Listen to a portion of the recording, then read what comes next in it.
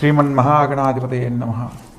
सदानिमवृक्षस्य मूलादिवासात् सुधास्राविणं दिग्धमप्यप्रियन्तं तरं कल्पवृक्षादिकं साधयन्तं नमामीश्वरं सद्गुरुं साईनाथं। साईनाथ परब्रह्मणे नमः। విశ్వకర్మ పరబ్రహ్మణే నమః. ప్రతి ఒక్కరి జీవితంలో ఎన్నో రకాల ఉన్నతమైన జీవితాలను పొందాలని వారి వారి అనుకూలతను బట్టి ఎన్నో రకాలుగా ప్రయత్నాలు చేస్తూ ఉంటారు. అందులో ప్రత్యేకంగా విదేశీయానంలో స్థిరపడాలనుకున్న వారు, ప్రత్యేకంగా ప్రభుత్వ సంబంధమైన ఉద్యోగాల్లో ఉన్నతమైన పదవీ యోగ్యతను పొందాలని ఎన్నో రకాలుగా ప్రయత్నం చేస్తున్న వాళ్ళను మనం గమనిస్తూ ఉంటాం. అందులో ప్రధానంగా జాతకరీత్యా పరిశీలన చేసినప్పుడు అందులో ప్రభుత్వ సంబంధమైన ఉద్యోగ అవకాశం లేకపోయినా మనము ప్రభుత్వ సంబంధమైన ఉద్యోగాన్ని పొందడానికి ఒక చక్కని అవకాశము మనకు జ్యోతిషశాస్త్రం ద్వారా తెలుసుకునే అవకాశం ఉంది.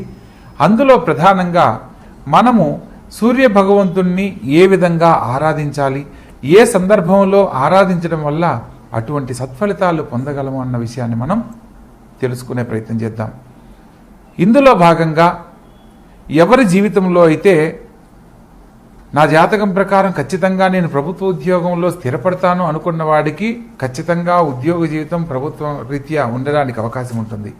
కానీ అలా లేని వాళ్ళకి ప్రభుత్వ సంబంధ రీత్యా ఉద్యోగం పొందాలనుకుంటే రవి సంక్రమణ కాలం అని మనం చెప్పుకుంటూ ఉంటాం.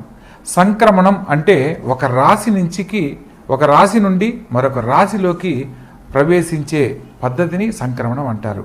ప్రత్యేకంగా నెలకు ఒకసారి సూర్య భగవంతుడు ప్రతి నెల మారుతూ ఉంటాడు కాబట్టి సూర్య సంక్రమణము రవి సంక్రమణ కాలం అని మనం చెప్పుకుంటూ ఉంటాం. మనకు దీని గురించి ప్రత్యేకంగా తెలుసుకోవడంలో ధనుర్రాశిలోకి సూర్యుడు సంచరించినప్పుడు ధను సంక్రమణం అని, మకర రాశిలోకి సంచరించినప్పుడు మకర సంక్రాంతి అని మనం చెప్పుకుంటూ ఉండడాన్ని మనం గమనించే ఉంటాం. ప్రత్యేకంగా ఈ యొక్క సూర్య సంక్రమణం మనకు ఆయనాల పద్ధతిలో దక్షిణాయనము ఉత్తరాయణ పుణ్యకాలాల్లో చాలా విశిష్టత కలిగిన మాసాలుగా మనం చెప్పుకోవచ్చు. ప్రత్యేకంగా సూర్య భగవంతుడు మకర రాశిలోకి ప్రవేశించినప్పుడు మనకు ఉత్తరాయణ పుణ్యకాలం ప్రారంభమవుతుంది. ఇది దేవతల కాలంగా ఉత్తరాయణ పుణ్యకాలంగా మనం చెప్పుకుంటూ ఉంటాం. కానీ దక్షిణాయనం అని చెప్తాం, కానీ దక్షిణాయన పుణ్యకాలం అని చెప్పం. దీంట్లో ఒక నిగూఢ రహస్యం కూడా ఉంది. ఉత్తరాయణ పుణ్యకాలంలో దేవతలు సంచరించే కాలంగా, దైవ సంబంధమైన కార్యక్రమాలు విశేషంగా జరగడానికి, దైవ సంబంధమైన పనులు చేయడం వల్ల మన జీవితానికి కావలసిన అనేక రకాల శుభాలను పొందడానికి అత్యుత్తమమైన కాలంగా మనం చెప్పుకుంటూ ఉంటాం. అయితే ఇందులో భాగంగా మనకు దక్షిణాయనము జూలై 16న కర్కాటక సంక్రమణం జరుగుతుంది. కర్కాటక రాశిలోకి ఎప్పుడైతే ఈ యొక్క రవి ప్రవేశిస్తాడో మనకు దక్షిణాయనం ప్రారంభమవుతున్నట్లుగా మనం భావించాలి. ఈ యొక్క దక్షిణాయన కాలము జూలై మాసం 16వ తారీఖు నుంచి జనవరి 15వ తారీఖు వరకు ఈ యొక్క సంక్రమణం అనేది, సంక్రమణ కాలంలో రవి మారుతున్న కాలాన్ని దక్షిణాయన కాలంగాను, అదేవిధంగా మకర రాశిలోకి ప్రవేశించినప్పుడు జనవరి 16 నుండి జూలై 16 వరకు ఉత్తరాయణ పుణ్యకాలంగాను మనం పరిగణనలోకి తీసుకుంటాం. ఉత్తరాయణ పుణ్యకాలంలో చేసే అనేక రకాల కార్యక్రమాల వల్ల మన జీవితానికి కావాల్సిన అనేక రకాల శుభాలను వెంటనే పొందడానికి అవకాశం ఉంటుంది. దక్షిణాయన కాలాన్ని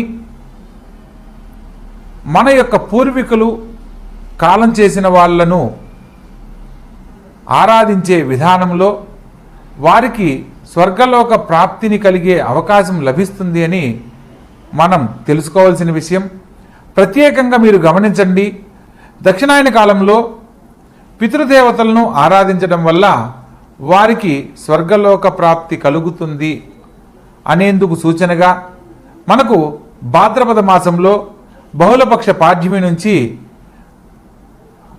అమావాస్య వరకు 15 రోజులను మహాలయ పక్షాలుగా, ఆ సమయంలో పితృదేవతలను ఆరాధించే విధానంలో వారికి స్వర్గలోక ప్రాప్తిని కల్పించవచ్చు అని మనకు శాస్త్రాలు పురాణాలు ఎంతో గొప్పగా తెలియజేస్తున్నాయి. ఎవరి జీవితంలో అయితే భగవంతుణ్ణి ఎంత భక్తిగా ఆరాధిస్తామో పితృదేవతలకు సంబంధించి కూడా చేసే తర్పణాలు, పూజా విధి విధానాలను బట్టి ఆయా కుటుంబాలకు జరగవలసిన అనేక రకాల శుభాలు సకాలంలో పొందడానికి అవకాశం ఉంటుంది.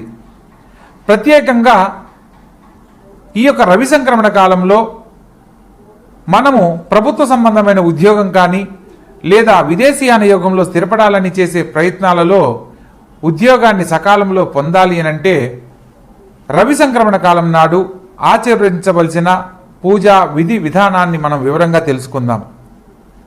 సూర్యుడు కర్కాటక రాశిలోకి ప్రవేశించినప్పుడు తెల్లవారుజామున బ్రహ్మముహూర్త సమయంలో మనము ఈ యొక్క పూజను ఆచరించాలి. ప్రత్యేకంగా ఒక చిన్న మట్టి పాత్రను సేకరించాలి. ఆ మట్టి పాత్రలో కొద్దిగా తెల్ల నువ్వులు మరియు బెల్లము ఈ రెండింటినీ కలిపిన మిశ్రమాన్ని ఆ అరచేయి పరిమాణంలో ఉన్న మట్టి కుండలో మనం దాన్ని ఏర్పాటు చేసుకోవాలి. ఆ యొక్క మట్టి కుండను రావి చెట్టు దగ్గర, మీకు దగ్గరలో సమీపంలో ఉన్న రావి చెట్టు కావచ్చు, లేదా ఏదైనా ఒక ఆలయంలో ఉన్న రావి చెట్టు కావచ్చు, ఆ ఆలయంలో ఈ రావి చెట్టు దగ్గర మీరు చిన్న పాదులాగా ఏర్పాటు చేసి అందులో ఈ యొక్క మట్టి పాత్రను ఏర్పాటు చేసుకోవాలి. తదుపరి ఆ రావి చెట్టు యొక్క ఆకును కోయకుండా రాలిపడిన ఒక ఆకును సేకరించి ఆ యొక్క చిన్న మట్టి పాత్ర పైన మూతలాగా ఏర్పాటు చేసుకోవాలి.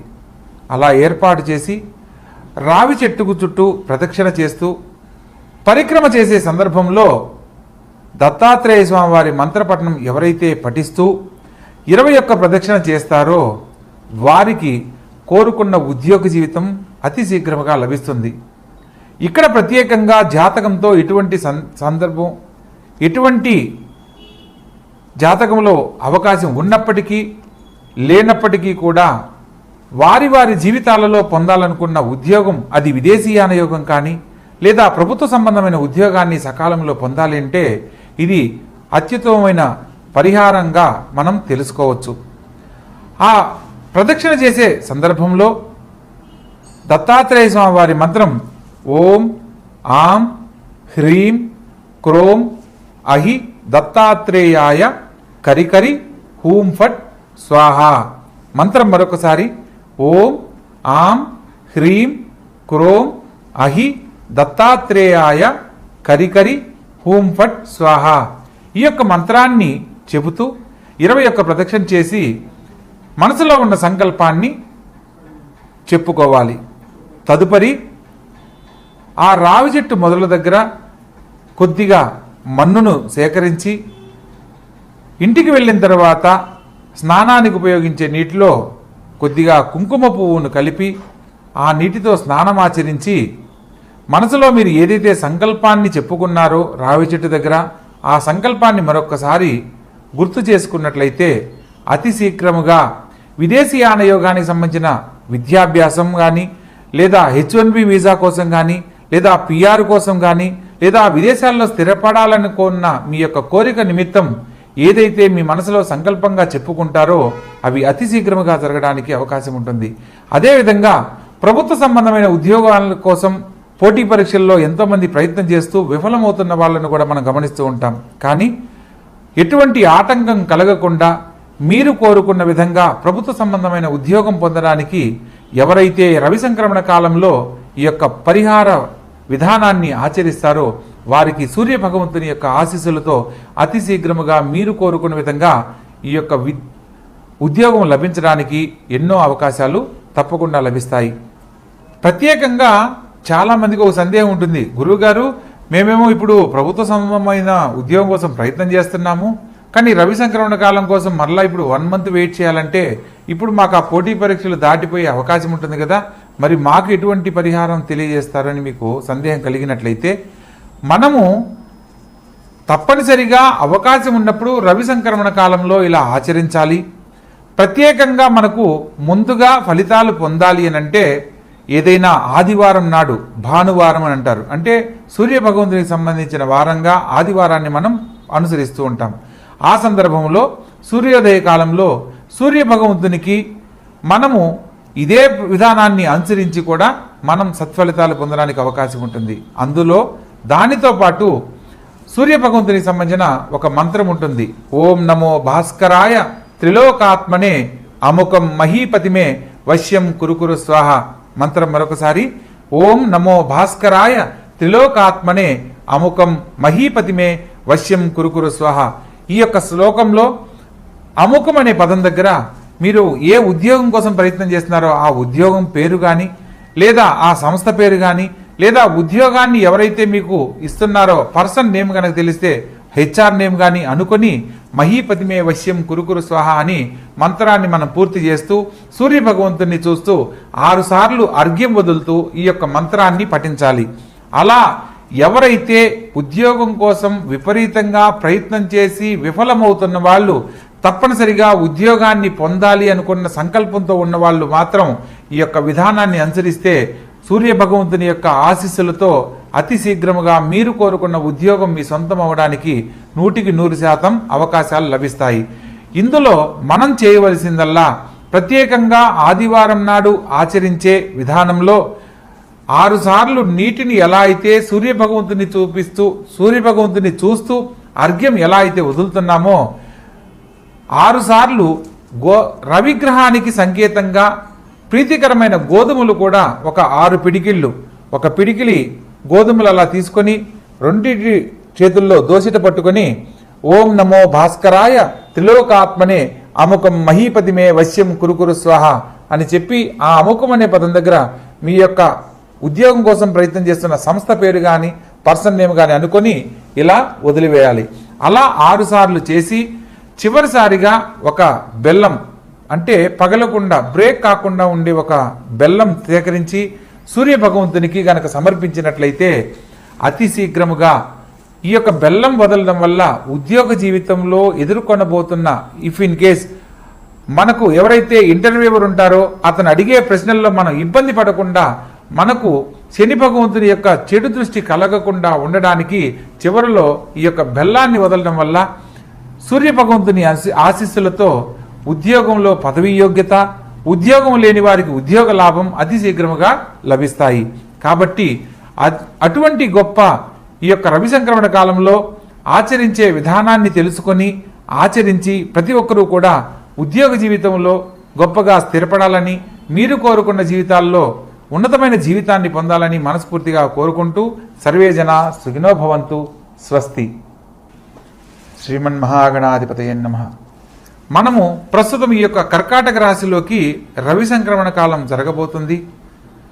సంక్రమణ కాలం అంటే ఒక మాసకాలం, అంటే నెల రోజులు ఉంటుంది. కాబట్టి జూలై 16 నుంచి ఆగస్టు 16 వరకు సూర్యుడు కర్కాటక రాశిలోకి ప్రవేశిస్తున్న సందర్భంలో మేషరాశి నుంచి మీనరాశి వరకు ఏ సందర్భాలలో ఎటువంటి శుభాశుభ ఫలితాలు పొందబోతున్నారో, ఎటువంటి పరిహారాల ద్వారా ప్రతి ఒక్క రాశుల వారు అన్ని రకాల శుభాలు పొందగలరో వివరంగా తెలుసుకునే ప్రయత్నం చేద్దాం.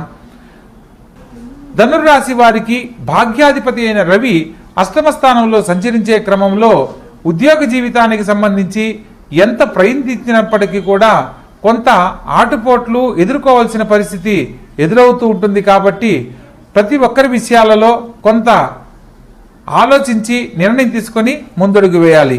మొత్తం మీద అన్ని రాశుల వారికి అనుకూలంగా కొందరికి ఉండి కొందరికి లేనప్పటికీ సూర్య భగవంతుని ఆరాధించే విధానంలో సూర్య నమస్కారాలు ప్రతి ఒక్కరూ గనక ఆచరిస్తూ 6 సార్లు అర్ఘ్యం వదులుతూ ప్రతి ఆదివారం నాడు తప్పనిసరిగా సూర్య భగవంతుని ఆరాధించిన వారికి అత్యుత్తమమైన ఫలితాలు పొందుతారు. ఎవరి జీవితంలో అయితే ఇబ్బందులు ఎదుర్కొనబోతున్నారో వారికి కూడా ఇబ్బందులు తొలగిపోయి సకాలంలో మంచి సత్ఫలితాలు పొందడానికి అవకాశం ఉంటుంది. కాబట్టి తెలుసుకున్న విధానాన్ని చక్కగా ఆచరించి గొప్ప జీవితంలో స్థిరపడండి, ఆనందకరమైన జీవితాన్ని పొందండి. శుభం భూయాత్.